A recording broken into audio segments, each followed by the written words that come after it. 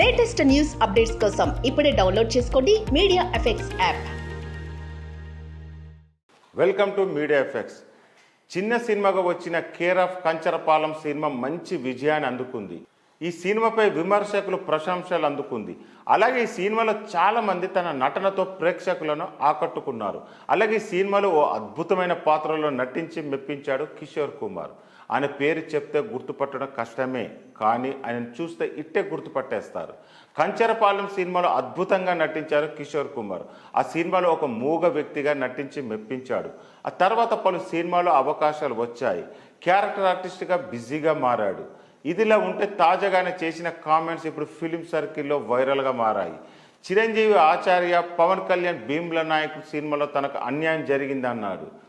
తాజాగా ఓ ఇంటర్వ్యూలో పాల్గొన్న కిషోర్ కుమార్ ఆచార్య సినిమాలో భీమ్ల నాయక్ సినిమాలో తాను నటించానని తెలిపారు. అయితే ఆ సినిమాలు థియేటర్స్లోకి వచ్చాక తన సీన్స్ లేవని, తన సీన్స్ని ఎందుకు తీసేసారో అర్థం కాలేదని అన్నారు. తన సీన్స్ తీసేయడంలో చాలా బాధపడ్డానని చెప్పారు.